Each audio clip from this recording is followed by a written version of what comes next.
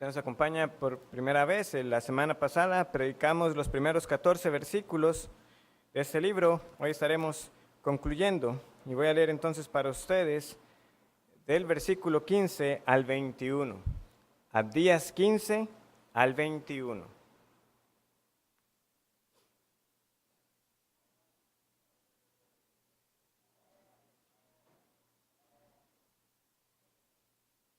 Dice así la palabra del Señor.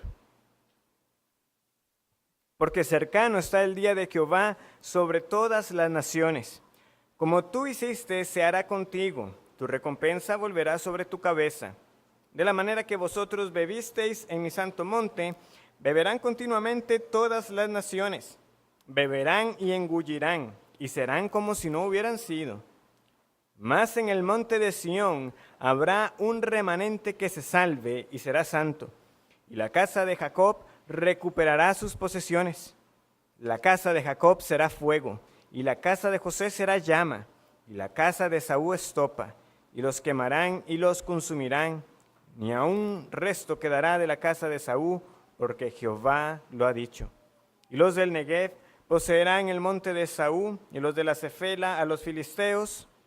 Poseerán también los campos de Efraín, y los campos de Samaria, y Benjamín a Galaad. Y los cautivos de este ejército de los hijos de Israel poseerán lo de los cananeos hasta Sarepta, y los cautivos de Jerusalén que están en Sefarat poseerán las ciudades del Negev. Y subirán salvadores al monte de Sión para juzgar al monte de Esaú, y el reino será de Jehová. Tenemos entonces hoy nuestro segundo sermón de esta breve serie de Abdías, que aunque es el más corto de los libros, como vimos, del Antiguo Testamento, sin duda tiene mucho que decirnos.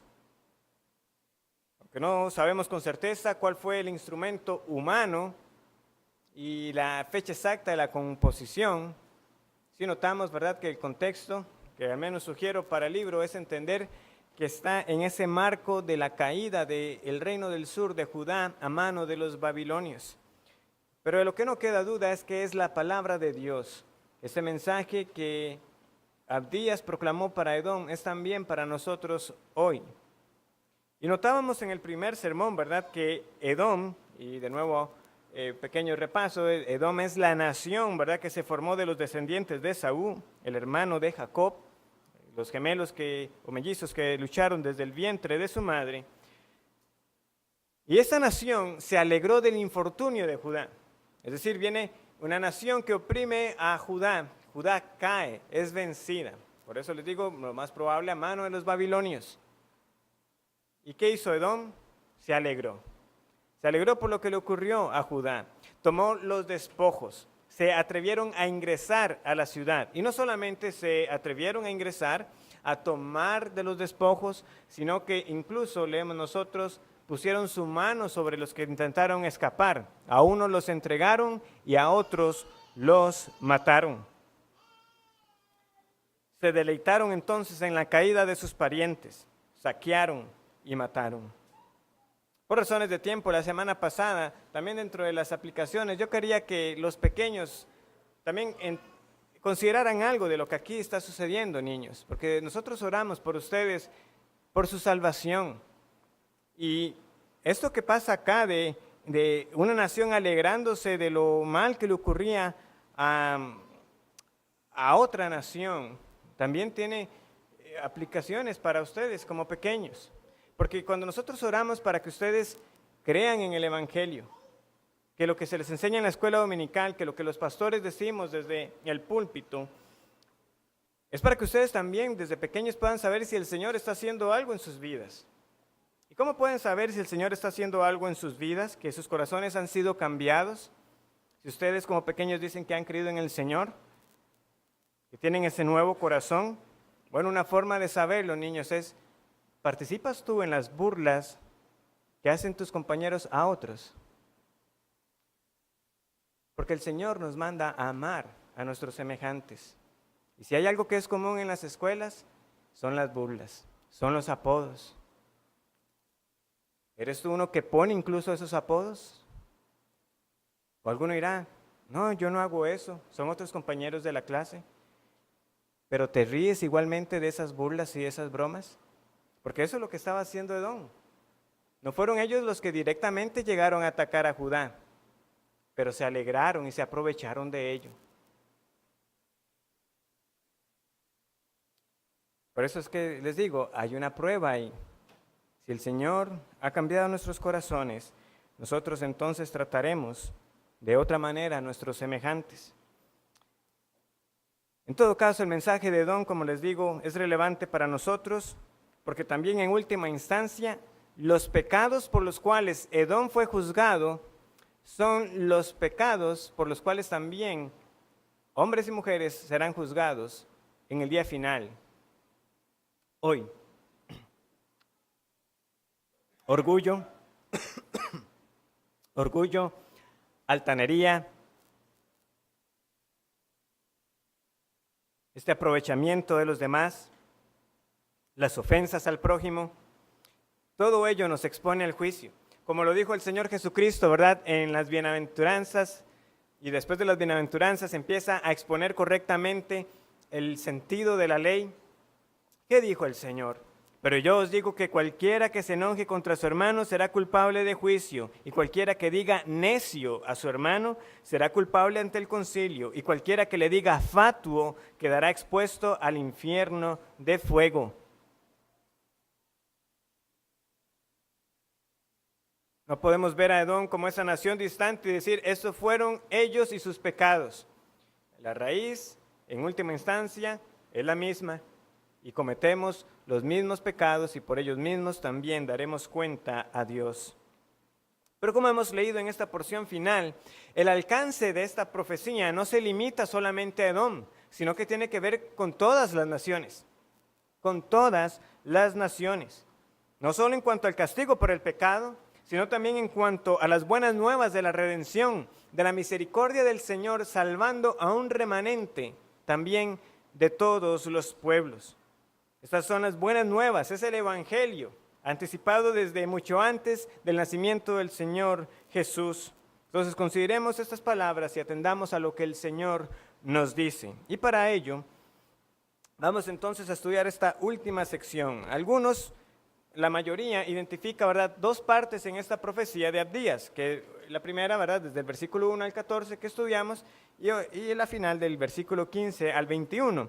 Otros a veces dividen en tres partes, primero viendo las denuncias contra Edom por su orgullo, luego esa sección, ¿verdad?, de los versículos 10 al 14, donde están los no debiste, no debiste, no debiste, lo identifican también como una sección, y luego también otra vez del 15 al 21. Pero en todo caso, como les decía, sigue siendo un mensaje que el Señor habló a través de Abdías. Y el versículo 15, sin duda alguna, sí nos marca una sección dentro de esta misma profecía. Este porque es importante y es el que nos va a dar a nosotros los puntos para esta noche. Porque este porque relaciona tanto lo anterior como lo que viene. En primer lugar, veremos que este día del Señor que está cercano es el motivo para nosotros dejar el pecado. En segundo lugar, vamos a ver que porque el día del Señor está cercano, habrá castigo, habrá juicio. Y en tercer y último lugar, porque viene el día del Señor, habrá restauración, habrá salvación para el remanente de Jehová. Entonces, en primer lugar, porque viene el día del Señor, Él nos dice, dejen de hacer lo malo, dejen el pecado. Veamos la conexión, ¿verdad? Estamos leyendo en el versículo a partir del 10 en adelante, ¿verdad? No debiste haber estado mirando en el día de su infortunio, no debiste haber entrado por la puerta de mi pueblo, tampoco debiste haberte parado por las encrucijadas para matar, porque cercano está el día de Jehová. ¿Ven la conexión? No debiste porque el día del Señor viene.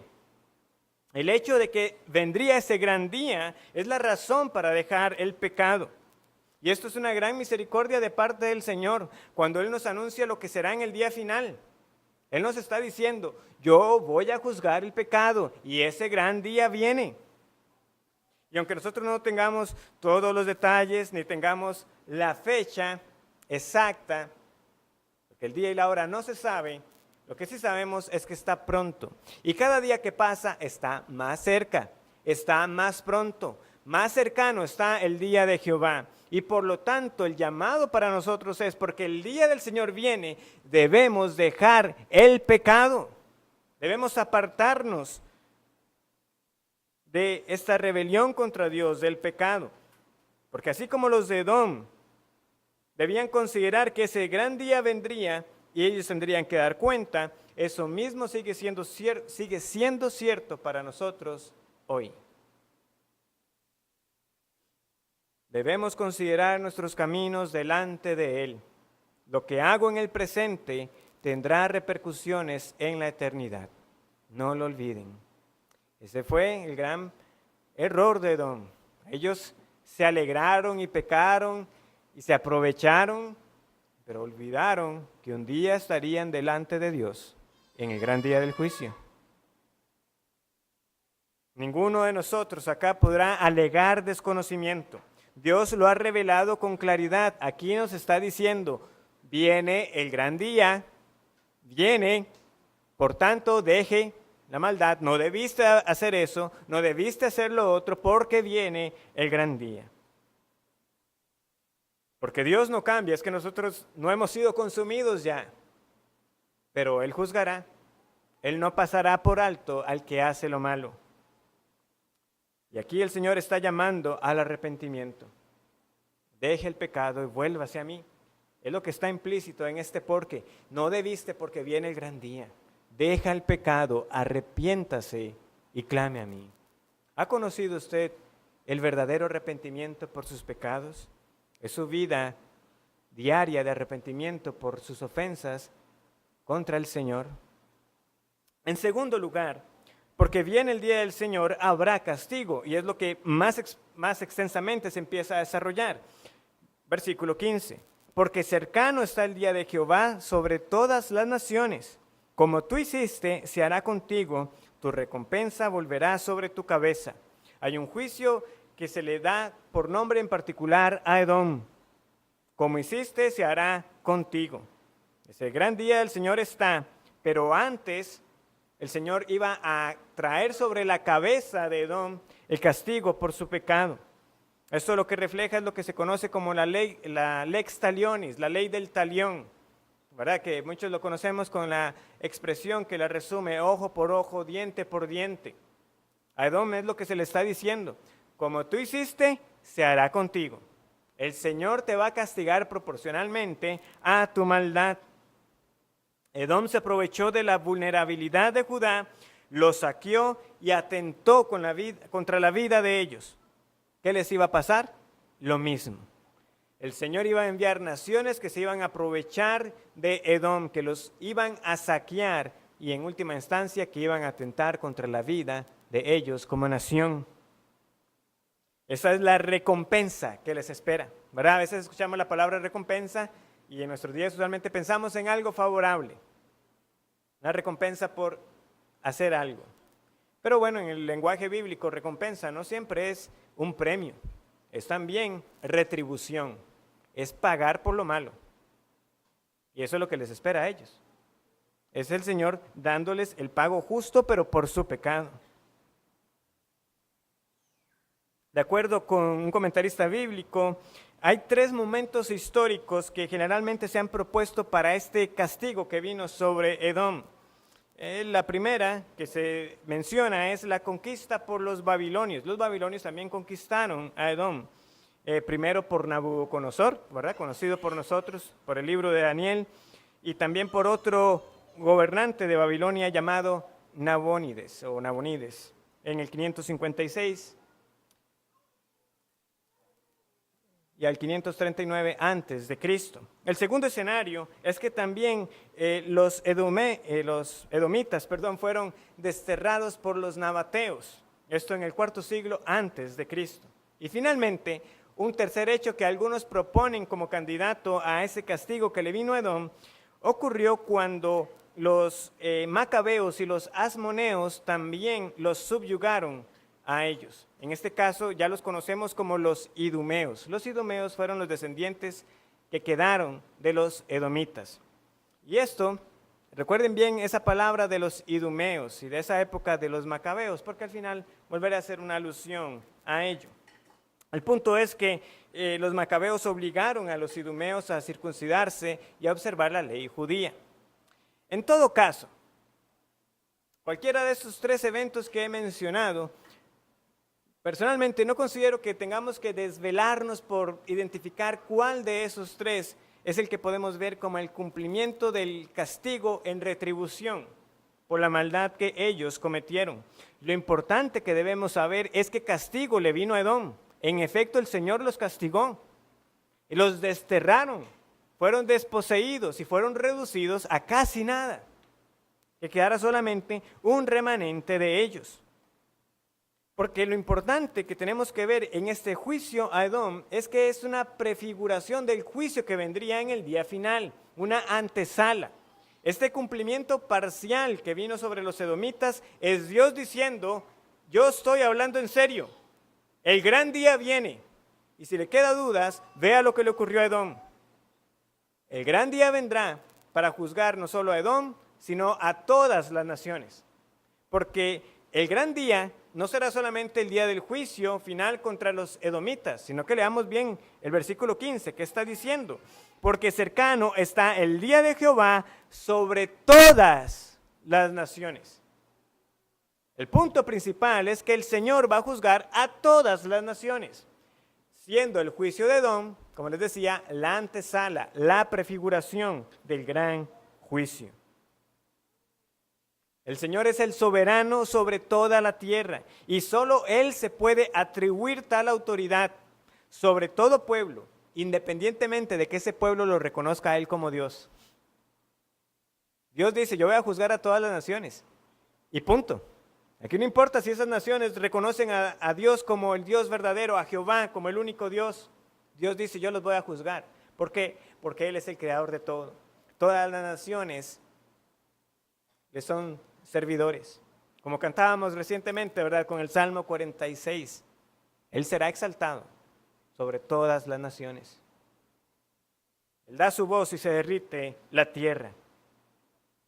Ahora, esta expresión que tenemos ahí, el día de Jehová, con ese artículo definido, no es un día de Jehová, el día de Jehová, ya lo hemos estudiado en varias ocasiones, ¿verdad? Porque es un término recurrente entre los profetas. De hecho, en el Antiguo Testamento, el día de Jehová es un término exclusivamente de uso profético.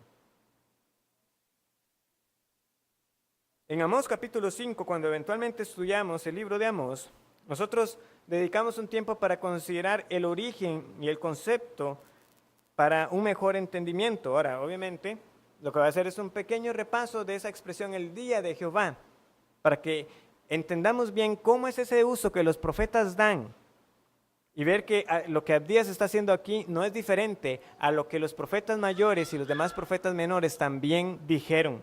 ¿Por qué? Porque es la misma palabra de Dios. Y vamos a notar rápidamente el patrón. Este gran día de Jehová será un día de juicio igualmente para todas las naciones. Lo sabemos porque a veces el Señor va a juzgar a los babilonios, a Egipto, es decir, de nuevo demostrando su autoridad y dominio sobre cualquier pueblo. Y en general, en otros pasajes lo dirá abiertamente, voy a juzgar a todas las naciones. Voy a dar las citas, yo les recomiendo que las anoten, voy a leer para ustedes, pero si usted también puede buscarlas, no hay ningún problema. La primera es Isaías capítulo 2, versículo 10. Isaías 2:10, que dice, métete en la peña, escóndete en el polvo de la presencia temible de Jehová y del resplandor de su majestad. La altivez de los ojos del hombre será abatida, y la soberbia de los hombres será humillada, y Jehová solo será exaltado en aquel día. En aquel día, hay un gran día que apunta Isaías, en la cual toda la soberbia de los hombres será humillada. De nuevo, es una forma de decir todas las naciones, porque es en general. Más adelante, en Isaías capítulo 13, versículo 6 y versículo 9, tenemos más ejemplos. Aullad, Isaías 13:6, aullad, porque cerca está el día de Jehová, vendrá como asolamiento del Todopoderoso. Versículo 9. Y aquí el día de Jehová viene, terrible y de indignación y ardor de ira, para convertir la tierra en soledad y raer de ella a sus pecadores. También lo vemos en Ezequiel. Podemos ver en el caso de Ezequiel, capítulo 30.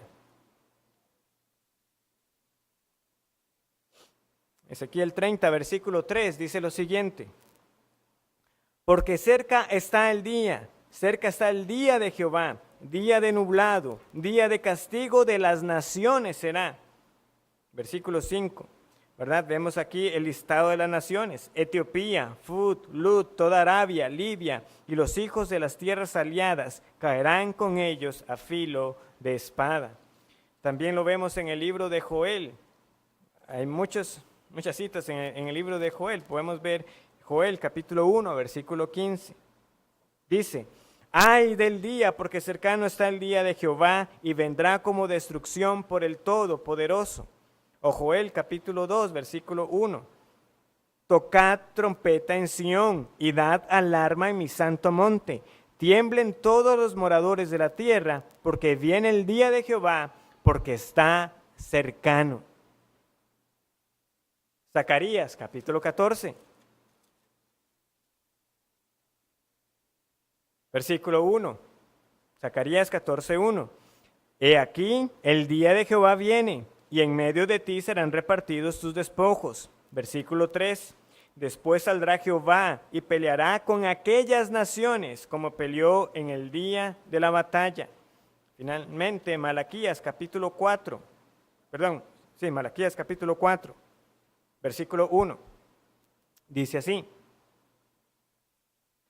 porque aquí viene el día ardiente como un horno, y todos los soberbios y todos los que hacen maldad serán estopa. Aquel día que vendrá los abrazará, ha dicho Jehová de los ejércitos, y no les dejará ni raíz ni rama. Versículo 5. He aquí, yo os envío el profeta Elías, antes que venga el día de Jehová, grande y terrible. Pregunto, ¿vino el profeta Elías? Sabemos que sí, ¿verdad? Fue Juan el Bautista. Y sabemos que el juicio sobre Edom también cayó. En general, podemos ir repasando y veremos que cada señal que el Señor ha ido dando, que anticipa que el gran día vendrá, ha ocurrido. El gran día viene. El día de Jehová vendrá. Y entonces Abdías está proclamando el mismo mensaje. Cercano está el día de Jehová sobre todas las naciones. No ha llegado, pero cada vez está más cerca. ¿Cómo se describe ese gran juicio? Se describe de la siguiente manera, versículo 16, Abdías 16. De la manera que vosotros bebisteis en mi santo monte, beberán continuamente todas las naciones. Beberán y engullirán y serán como si no hubieran sido. De la manera que vosotros bebisteis en mi santo monte. ¿Quiénes son estos que bebieron en el santo monte? ¿Y qué es este beber del que se habla? Debemos prestar atención porque al inicio, este beber da más la idea del gozarse, ¿verdad?, de los despojos de quien ha sido vencido. Pero al final no queda duda de que ese beber es un castigo, porque dice que beberán y engullirán y serán como si no hubieran sido. Entonces, básicamente, hay dos posturas entre los comentaristas bíblicos acerca de qué es este beber y quiénes son los que van a beber. La primera entiende que este vosotros del versículo 16 se refiere a los de Judá. Es decir, que Judá bebió la copa de la ira de Dios, pero las naciones van a beber esa copa en un grado mayor. Ustedes fueron castigados, pero las naciones serán castigadas más todavía. La segunda postura dice que es Edom, los que bebieron en el santo monte, que bebieron alegremente, es decir, que este primer beber es de alegría porque precisamente estaban disfrutando de lo que los babilonios le hicieron a Judá, y que luego, así como ellos hicieron, las naciones también se iban a gozar de Edom pero luego de ese gozarse de la caída de Edom, les vendría el juicio. Es como diciendo el Señor, disfruten ahora, vendrá el castigo después. Personalmente yo me inclino por esta segunda opción. ¿Por qué? Porque hasta ahora solamente se nos ha venido hablando de Edom. Hasta el versículo 17 es que tenemos una referencia al remanente y a la casa de Jacob. Antes de eso solamente es de Edom que se nos viene hablando. Entonces yo coincido, por ejemplo, con Calvino y otros de que este versículo 16 lo que está dando es esa idea. Edom disfrutó, las naciones vienen y van a disfrutar de Edom, pero luego Dios va a juzgar a todos. Y esto es consistente con el castigo que precisamente leemos en el versículo 15. Como tú hiciste, te será hecho. Así como Edom bebió y gozó, también otros van a beber y gozar de Edom. Eso es lo que les iba a ocurrir. Sin embargo, y lo que estas naciones tenían que tener presente es que esos mismos actos que ellos cometieron, también Dios los iba a juzgar.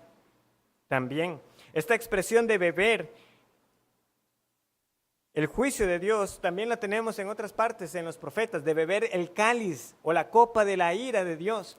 De tal manera que lo que está diciendo el pasaje es que el Señor les va a dar a beber tanto que los va a aturdir, que los va a destruir.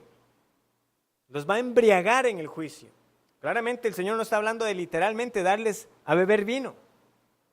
Pero este cáliz de la ira de Dios es esa destrucción, es ese castigo de parte de Dios. Y por eso es que van a ser como si no hubieran sido. Es decir, van a dejar de existir como naciones. Beberán y engullirán y serán como si no hubieran sido. Dos pasajes brevemente, ¿verdad?, que tenemos en otros profetas acerca de esta misma idea del Señor dando a beber el juicio. Vamos a Isaías, capítulo 51.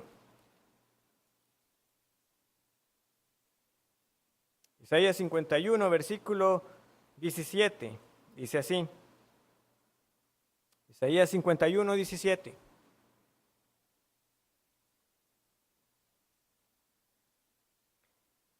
Despierta, despiértate, levántate, oh Jerusalén, que bebiste de la mano de Jehová el cáliz de su ira, porque el cáliz de aturdimiento bebiste hasta los sedimentos. Ven, es la idea de tomar y tomar hasta quedar destruido. Es más allá de lo que se puede tomar. Versículo 21 y 22. Oye pues ahora esto, afligida, ebria y no de vino, porque claramente, ¿verdad?, no estamos hablando de beber vino literal. Así dijo Jehová tu Señor y tu Dios, el cual aboga por su pueblo. He aquí, he quitado de tu mano el cáliz de aturdimiento, los sedimentos del cáliz de mi ira, nunca más lo beberás. ¿Y qué dice el Señor? Y lo pondré en mano de tus angustiadores. Una vez más el Señor diciendo, el cáliz de la ira sobre todos los demás, el juicio sobre las naciones. Y Jeremías 25, versículos 15 y 16.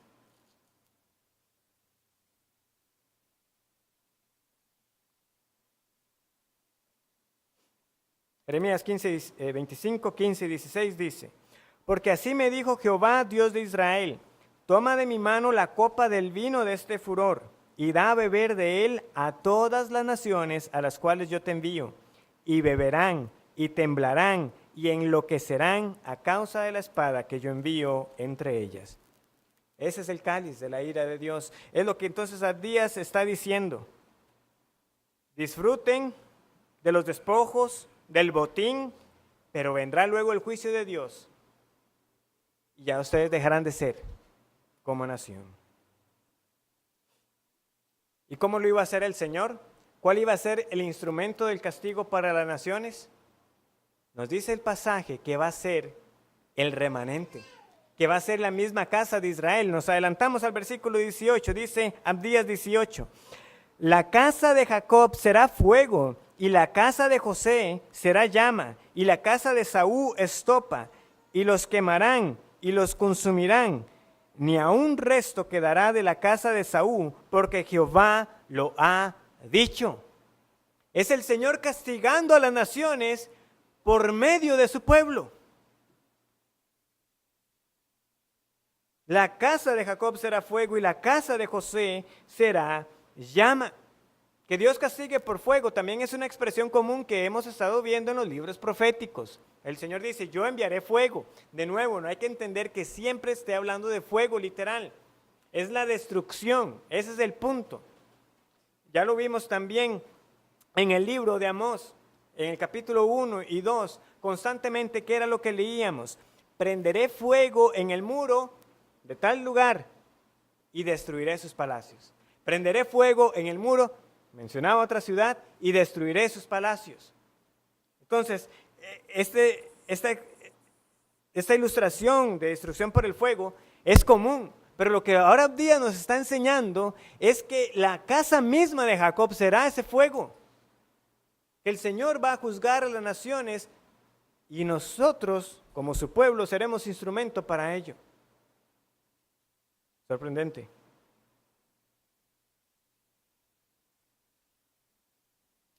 Esta estopa es la basurilla, ¿verdad? Que se quema con facilidad. Los restos de ciertas cosechas, paja, que coge fuego con facilidad. Entonces nos da una idea del grado, ¿verdad? Uno es fuego y llama, y lo otro es algo seco que prende fuego rápidamente. Así será la destrucción en el día final. Esto entonces a la vez nos confirma que esta destrucción y este juicio sobre las naciones no ha de acontecer ahora, sino que está reservado de nuevo para el gran día del juicio, cuando finalmente la multitud de los redimidos sea unida. ¿Por qué lo sabemos? Porque vean que se menciona la casa de Jehová y ¿quién? La casa de José. Pero Abdías, ¿a quiénes estaba profetizando? También en parte, a los de Judá. Pero aquí no hay mención a la casa de Judá, sino a la casa de Israel como un todo, a todo el pueblo del Señor.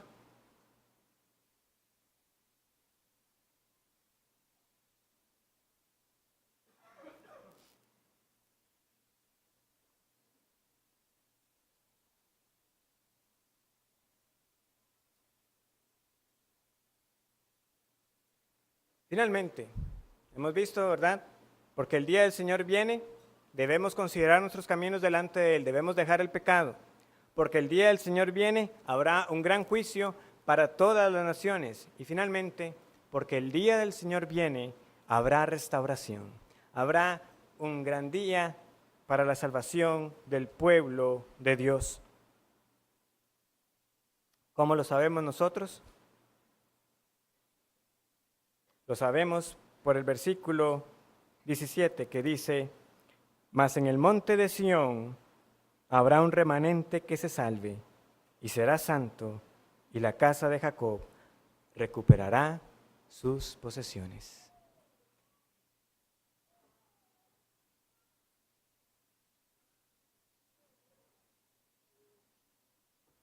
Hay varios aspectos a notar. En primer lugar, veamos ese aspecto territorial tan fuerte que se menciona aquí. La casa de Jacob recuperará sus posesiones. Esta profecía entonces nos muestra al pueblo de Dios retornando al lugar donde debían estar. No solo una parte de ellos, sino la casa de Jacob. No solamente una tribu, sino de todas las tribus, y en realidad podemos decir de todo el remanente, de todas las naciones. Estas posesiones serán recuperadas. Lo que perdieron les será devuelto con creces. Lo que los edomitas, lo que los asirios, lo que los babilonios, lo que los persas les arrebataron, el Señor dice, ustedes retornarán a sus posesiones, las van a tener de vuelta, les será regresado. Y si nos queda duda, es entonces lo que los versículos 19 y 20 enfatizan, ¿verdad? ¿Qué leemos ahí? Y los del Negev poseerán el monte Saúl, y los de la Cefela a los filisteos. Poseerán también los campos de Efraín y los campos de Samaria, y Benjamín a Galaad. Y los cautivos de este ejército de los hijos de Israel poseerán lo de los cananeos hasta Sarepta. Y los cautivos de Jerusalén que están en Sefarat poseerán las ciudades del Negev. Hay muchos detalles menores acerca de estas ciudades en los que no nos vamos a meter, pero basta con ver que lo que está ocurriendo es que Israel está poseyendo, ¿verdad? Está poseyendo al punto de sus mejores días con David y Salomón. Muchas de estas tierras que se mencionan aquí estaban originalmente apartadas para Israel cuando a Josué se le entregó la comisión de repartir la tierra. Pero si recordamos cuando estudiamos el libro de Josué, nosotros sabemos de que eso requirió que el pueblo, ¿verdad?, tuviera que sacar a los habitantes. No siempre lo hicieron y por lo tanto no necesariamente llegaron a ocupar todos los límites que originalmente se les estaban dando, hasta con David y Salomón, que fue el apogeo del reino, que ellos extendieron sus dominios. Eso lo leemos en varias partes. Pero no termina ahí. Ellos van a poseer incluso hasta más allá de los límites originales. De hecho, podemos decir, deberán poseer a todas las naciones. El pueblo del Señor poseerá al mundo entero. Veamos. Dice aquí que los del Negev poseerán el monte de Esaú. Eso ya lo sabemos porque venimos saliendo de Amós, ¿verdad? ¿Qué decía Amós 9? He aquí, ¿verdad? Porque aquellos sobre los cuales es invocado mi nombre posean el resto de Edom. Amós 9:12. Para que posean el resto de Edom. Eso ya lo sabíamos. También nos dice, y los de la Cefela a los filisteos. La Cefela era originalmente para Israel, pero los filisteos ocuparon eso y usualmente la Cefela la leemos como posesión de los filisteos. Pero dice el Señor, en aquel día la Cefela volverá para Israel. También dice los campos de Efraín, que dice también los campos de Samaria. ¿Qué debemos saber nosotros? Ya el norte había caído. Ya Samaria había sido conquistada por los asirios, pero dice el Señor, pero Samaria también. Ven cómo estamos hablando de todo el pueblo, que esto no es solamente para unos cuantos. Y Benjamín, a Galaad, la misma idea. Sarepta, ¿de dónde nos suena Sarepta? Con Elías, ¿verdad? Ahí fue alimentado el profeta. Unos cuantos hubo ahí, pero ahora dice el Señor, van a poseer hasta Sarepta y más allá, porque luego viene este lugar que algunos se debaten cuál será la ciudad, que leemos aquí Sefarat.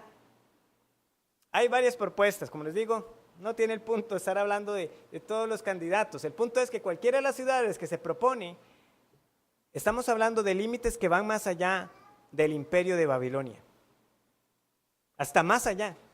El Señor está diciendo, yo voy a traer a mis cautivos, yo voy a traer a mi pueblo de lo más remoto de la tierra para que estén donde deben estar.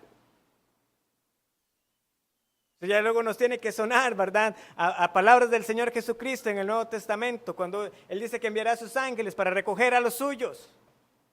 El Señor dice, yo los voy a traer a mis cautivos de lo más largo, a los cautivos de este ejército de los hijos de Israel, para que ocupen la tierra que yo les he dado como promesa.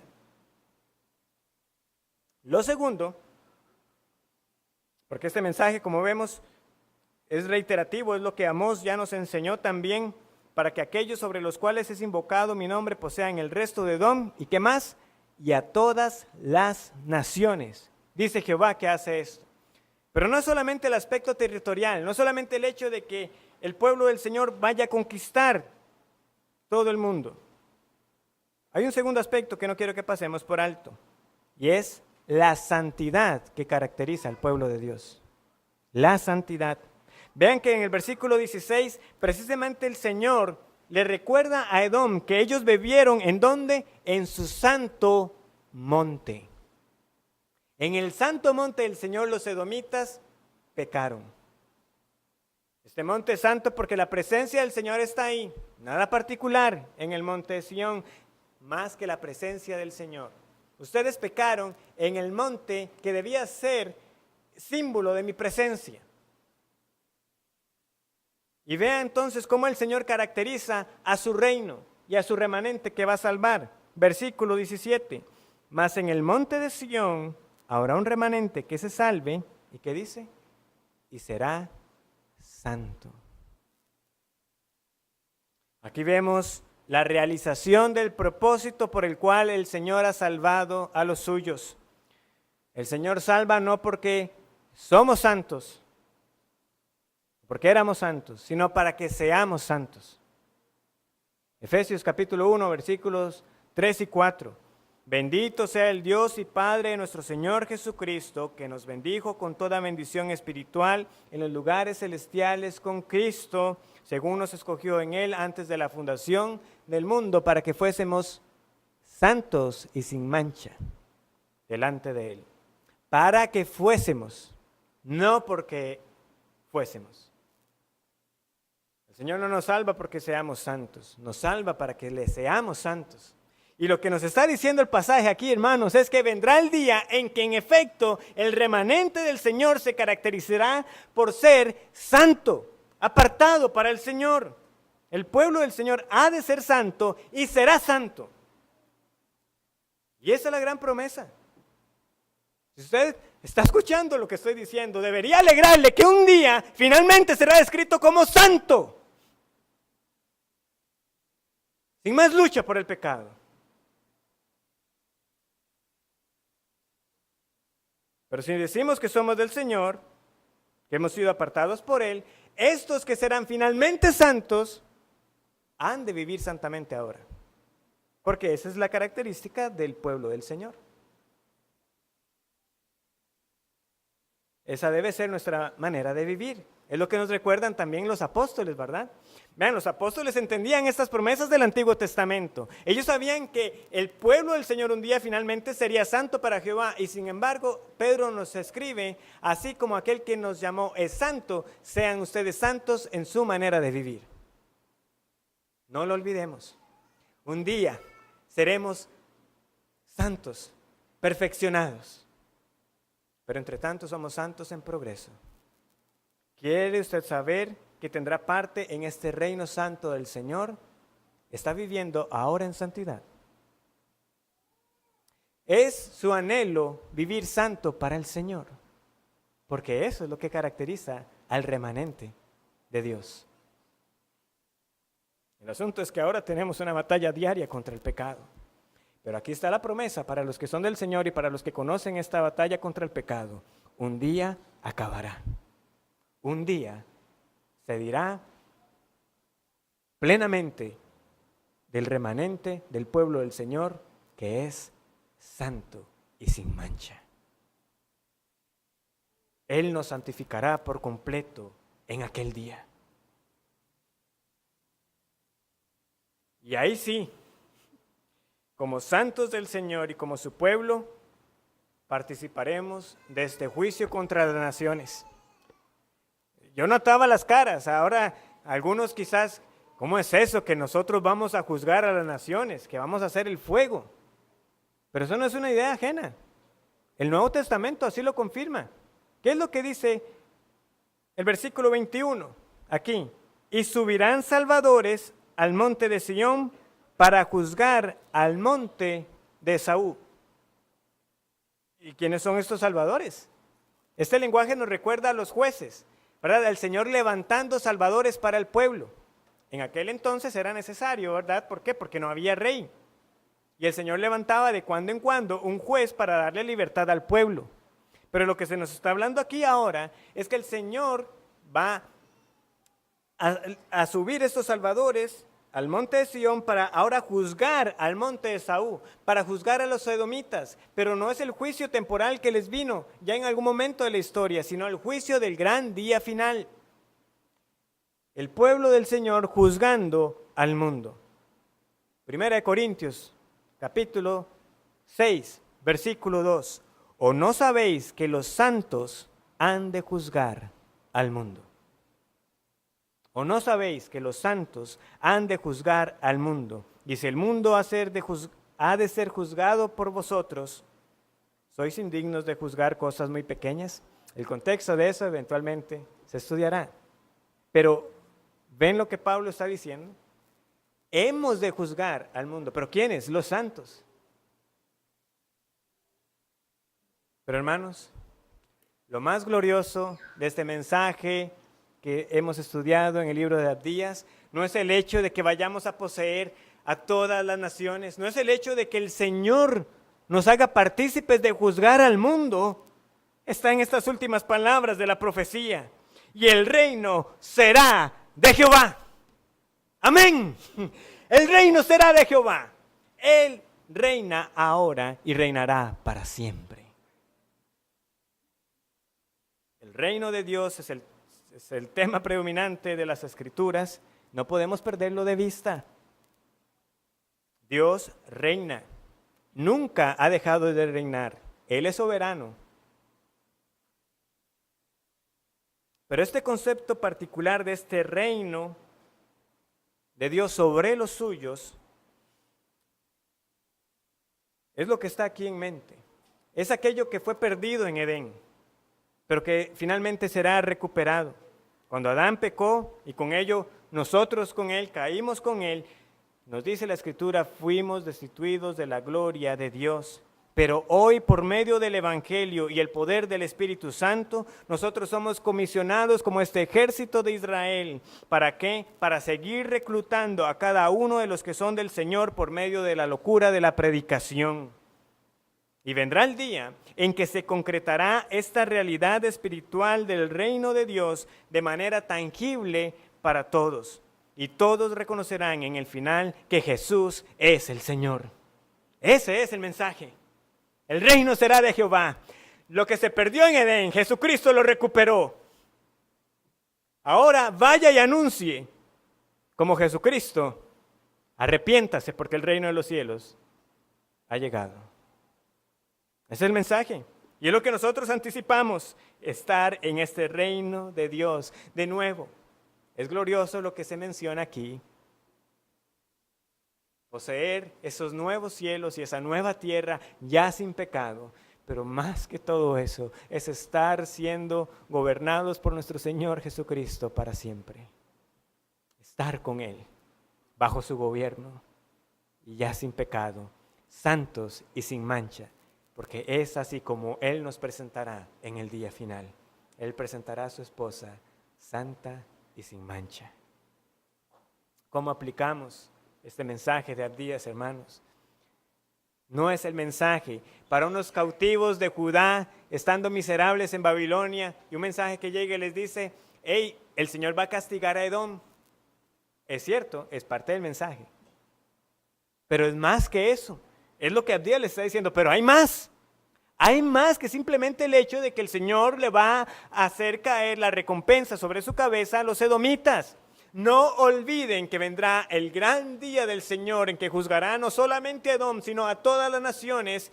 Y si ustedes son de Él, tendrán parte en ese reino que será para siempre. Eso sí es un mensaje de verdadera esperanza y consolación. No retornar para volver a caer luego cautivos de los romanos. ¿Entienden por qué algunos estaban a la expectativa de cuándo vendría el Mesías?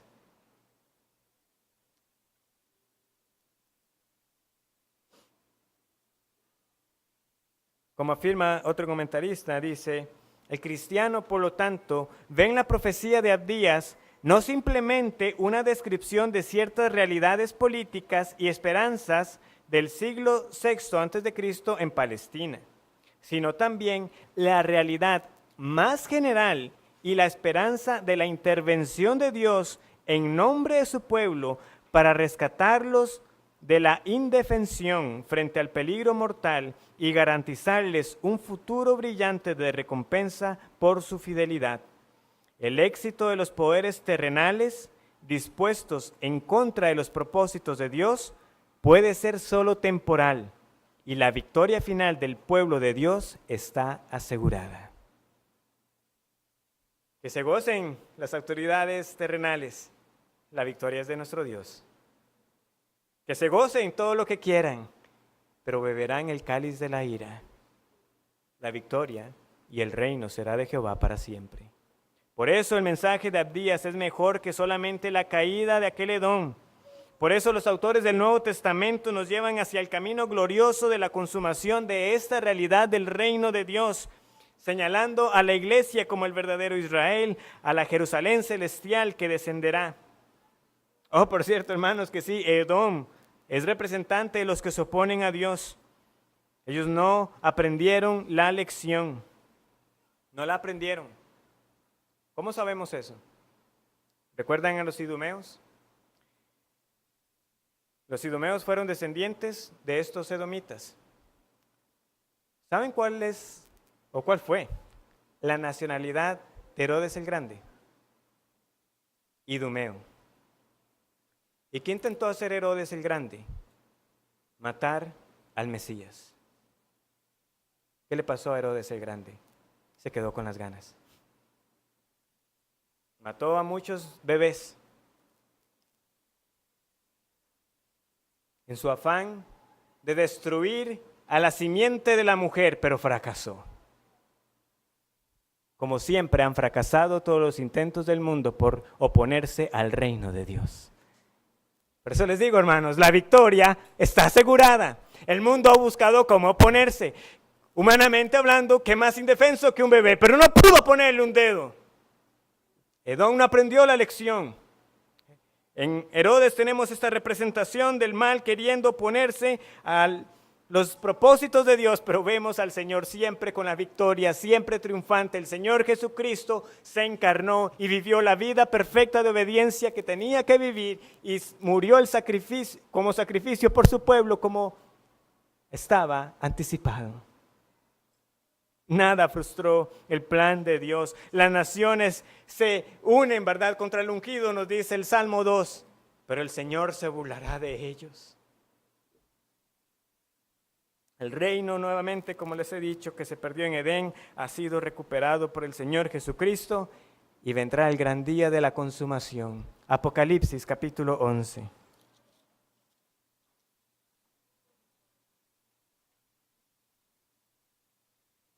Apocalipsis 11, versículo 15.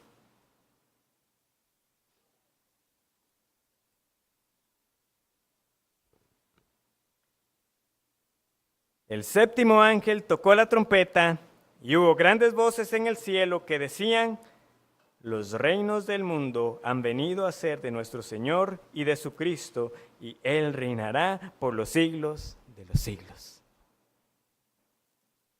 Es el mismo mensaje. Solamente que a Juan se le está dando más. De hecho, en otras versiones lo leemos como ya ha sido consumado. Ya los reinos del mundo han venido a ser de nuestro Señor y de su Cristo. Oh, notemos también cómo es intercambiable hablar del reino de Dios y del reino de Cristo. Porque Zacarías también, donde estábamos leyendo de ese gran juicio de las naciones, luego dirá, y Jehová será uno en ese día. En aquel gran día. El reino de Dios es el reino de Cristo. Somos trasladados del reino de las tinieblas al reino de Dios por medio de la obra del Hijo.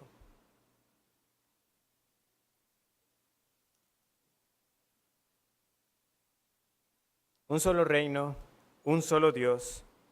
El reino que fue anunciado por los profetas, el reino que vino con el Señor cuando dijo: el tiempo se ha cumplido, el reino de los cielos se ha acercado. Por lo tanto, arrepentidos y creed en el Evangelio. Marcos 1:15 es el reino que ahora aquí leemos ya consumado en esta visión que le fue dada a Juan.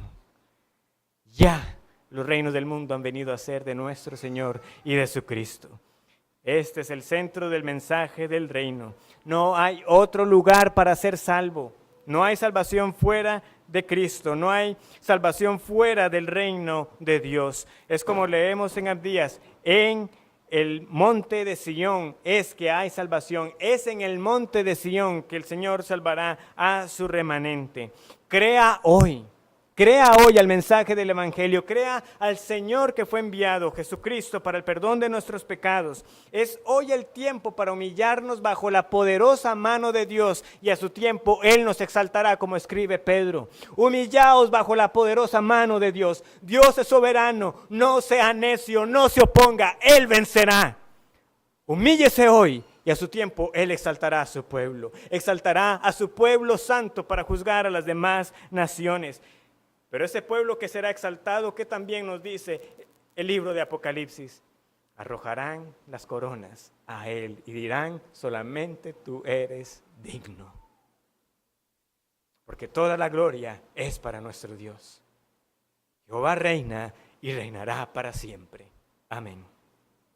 Oremos.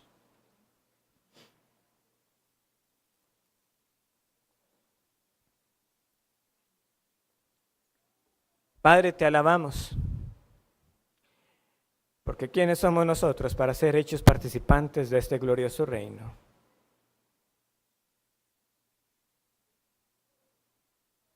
Cuánta misericordia para rebeldes pecadores. Cuánta misericordia para seguir anunciando a aquellos que no viven hoy para ti, de que hay aún un llamado al arrepentimiento. Oh Señor, que dejemos la necedad. No somos nosotros soberanos sobre nuestras vidas. No sabemos cuánto tiempo viviremos. Que aquellos, Señor, que no han considerado sus caminos delante de ti, entiendan que viene ese gran día del juicio. Y si creyentes, Señor, que seamos nosotros los más agradecidos al saber que por la sangre de Cristo hemos sido perdonados y que no seremos juzgados juntamente con el mundo incrédulo, sino que aguardamos una esperanza gloriosa. Ayúdanos, Señor, a apreciar cada parte también de la Escritura, a no pasar por alto las palabras que nos has dejado en los profetas menores, sabiendo que esa misma esperanza es de la que también luego los apóstoles escribieron para nosotros. Todos aguardamos el gran día en que este reino será consumado. Pero qué descanso para el alma es saber de que tú reinas ya y reinarás para siempre. En el nombre del Señor Jesucristo te damos las gracias. Amén.